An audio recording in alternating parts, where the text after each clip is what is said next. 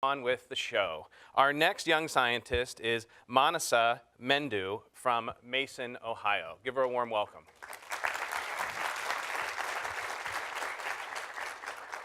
How are you, dear? Good. How are you? I'm great. I'm great. That is for you. Have fun. Imagine a world where life ends after dark, where there are no electric lights for schoolwork or for the refrigeration of perishables. When I witness the sight of children huddled around a single kerosene lamp, striving for a better future through education during blackouts in India, I realize that for over 1.2 billion people in our world, darkness remains a reality. Nearly 80% of these people reside in rural and remote areas where the power grid is often inconsistent and inaccessible.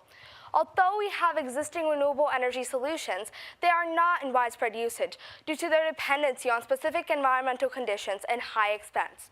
We need a globally applicable and cost-effective energy solution.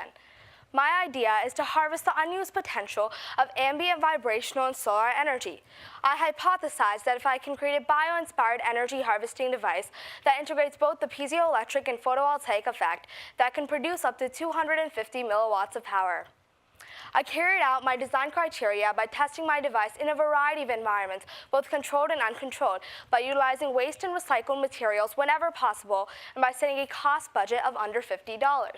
My project was conducted through multiple phases. In phase 1, I fabricated the piezoelectric leaf appendage. In phase 2, I integrated photovoltaics. In phase 3, I worked on the development and application of the entire prototype. So what is this piezoelectricity? It is the ability of certain materials to produce an electrical charge when applied with mechanical stress. The mechanical stress applied was vibrational energy, as it is perpetually available in our environment in many different forms. I specifically tested wind speed, as it is measurable. I utilized PVDF, a highly flexible and durable thermoplastic fluoropolymer. While originally testing PVDF, I found that it produced a high voltage and low current output.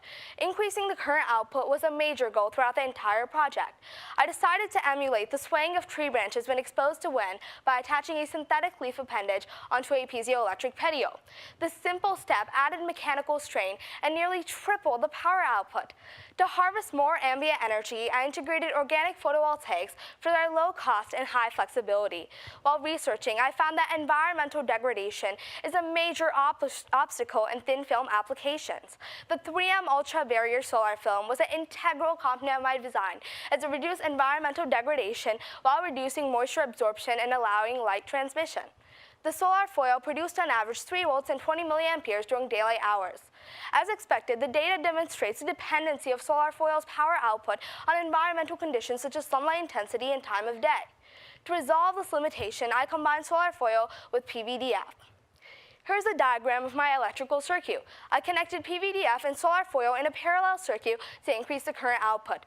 The output of this leaf appendage can be further connected to a data collection device, an energy storage device, or even to an electrical load. In Harvest 1.5, I attached 3 of these leaf appendages onto a recycled water bottle to create a small, portable, and easily mass-producible energy harvesting device. Here's a video of my prototype in action. And as you can see, it produced on average 15 volts and 40 milliamperes throughout the day when applied with 2 meters per second winds. The low coefficient of variation indicates the consistent electrical output of Harvest. And although Harvest 1.5 surpassed my hypothesis, I realized I could do better, and I went on to develop a scalable prototype applicable to urban areas by attaching leaf appendages onto vertically mounted structures such as metallic mesh. The data above demonstrates the correlation between the number of leaf appendages and the power output. As you can see, Harvest is not limited to just 3 leaf appendage applications. It can be used on a variety of scales. According to my experiments, Harvest satisfied the design criteria while validating the hypothesis by producing nearly 650 milliwatts of power and by powering a 15-watt LED bulb for nearly 8 hours. However, there is great potential to improve the consistency of my device by incorporating more efficient piezoelectric materials along with alternative energy harvesting techniques such as TEGs. There are several applications for Harvest, whether on the surface of urban areas to harvest the unused potential of wind and solar energy, or in rural and remote areas to provide a localized source of power in emergency situations, or even in developing countries to provide for basic necessities. I believe Harvest can transform lives and contribute to the green energy movement. Since the start of this presentation, 33 people have died from kerosene lighting effects.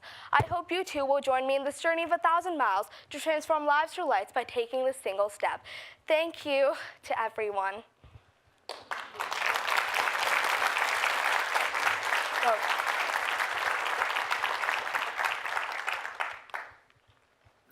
Wow, that's a super presentation. I was just really impressed. Can you tell me what sort of devices you could power with the sort of energy harvesting that you're getting? I think you were showing as much as 20 watts, 20,000 milliwatts was the tree, I think, at the last figure. There are like several applications for harvest. I specifically tested LED lighting sources as they were accessible to me, but I went on to estimate how much it would cost for vaccine refrigeration and even blood centrifuges and reverse osmosis system, along with hydroponic gardening systems. And I estimated them, if harvest would be scaled up, it could power vaccine refrigeration in approximately 2.5 square meters, and there's really a boundless opportunities for the application of this device, and it's not limited towards just one single area or field. Thanks for a great presentation. Were you able to estimate the cost of this product? Yeah, cost was a really important consideration while developing my product, as it's crucial to the application. I compared harvest cost effectiveness with alternative energy harvesting sources, like so you can see solar panels, wind turbines, and harvest if they were scaled down to this size.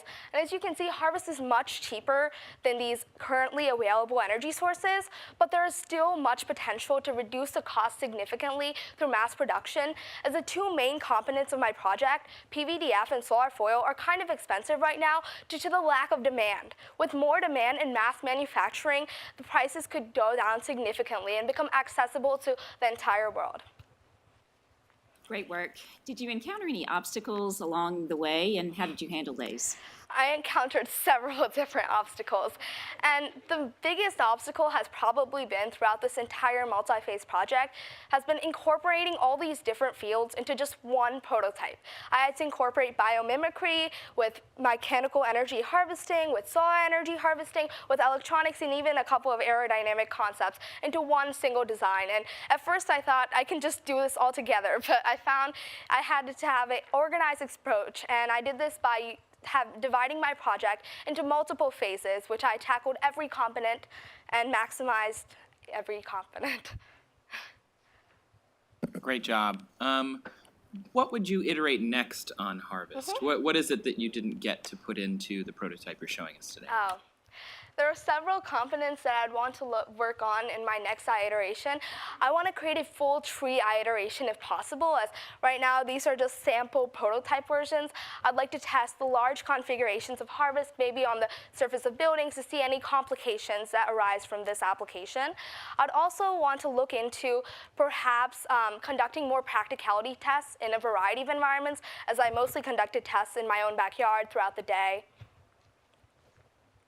Thank you. Great presentation. I liked it a lot. I wanted to know what's the maximum wind it can sustain, and how likely is it to, like, when would you have to take it inside? Yeah, well, what I basically did, I have not tested the maximum wind it can sustain, but I'm sure it really depends. The robustness of my application really depends on the medium of application. Like in a recycled water bottle application, it can be used for temporary support, maybe in emergency situations or natural disasters. Whereas a more permanent wooden structure on a metallic mesh application, it would probably sustain larger wind speeds. And I mostly tested my device as in controlled and uncontrolled environments. And in controlled settings, I've used an anemometer to control wind speeds and make sure there was a constant flow of wind.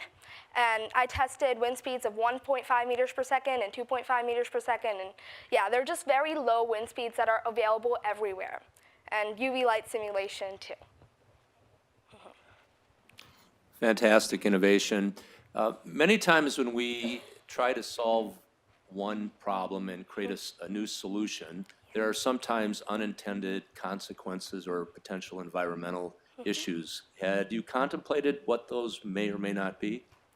Yes, I have looked into what might be some unintended consequences of my prototype, and I guess the biggest unintended consequence might be how are we gonna, first of all, I was thinking about this, I was like, how are we gonna dispose of these organic photovoltaic material and this PVDF once they're used? They can't just be thrown away and accumulate more waste in our environment. But I found out that these materials are actually 100% recyclable, and they can be reused after every production cycle, perhaps, for a new application. And most of my project, I think almost all of it, except I don't know about the copper tape, is 100% recyclable, so it can be reused again, and it's a sustainable solution to our environment. Thank you. You go out that way. You did a really great job. Thanks. Feeling good? Yeah. There you go. All right, so fantastic. While we get set up for our next young scientist to present, I'd like to bring one of our honorary judges, Trace Dominguez, host of D News on Discovery's Digital Networks. Let's welcome Trace. Hello. How are you? Doing well, doing well. I'm impressed with all of these young minds. They're That was gonna be great. my first question. Like, what has impressed you the most? And I mean, you're out all the time. You're presenting all the time. Like, this is, you know, your territory here. They're pretty amazing with the way they present. Yeah. Yeah, I'd say this is definitely their territory. I haven't had to do any kind of defense of my projects and things like that for the most part. But I've talked to scientists now throughout the United States and Europe, and it's amazing how similar the language of the kids here are.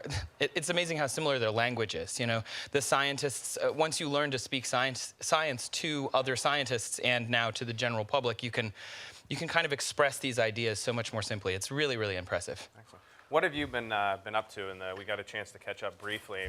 Saw you a year ago at one of our events, and the past year's been a whirlwind. Oh man, yeah. What are some of the highlights? This year, we got to go see some of the biggest science projects that are happening around the world. We went to the Large Hadron Collider and got to talk to them about how they keep that thing running, and it's impressive. It's an amazing amount of work and a great collaboration between all these different engineers and scientists and researchers and theorists. It's really just science at the cutting edge. And we also got to go see the Svalbard Global Seed Vault, also known as the Doomsday Vault, up about 800 miles from the North Pole, and that's for crop security. And it also has engineers and researchers and theorists working together to try and to make science applicable to our lives now and in the future, and it's just incredible stuff. What advice to the folks that are here and that are watching in terms of getting kids excited about science and about STEM?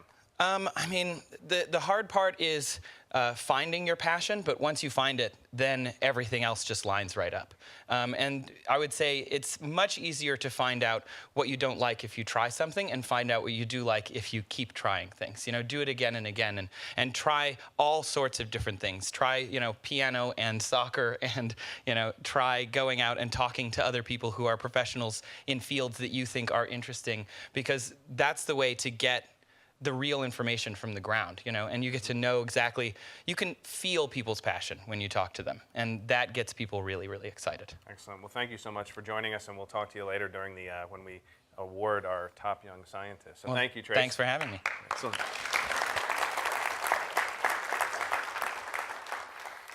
All right.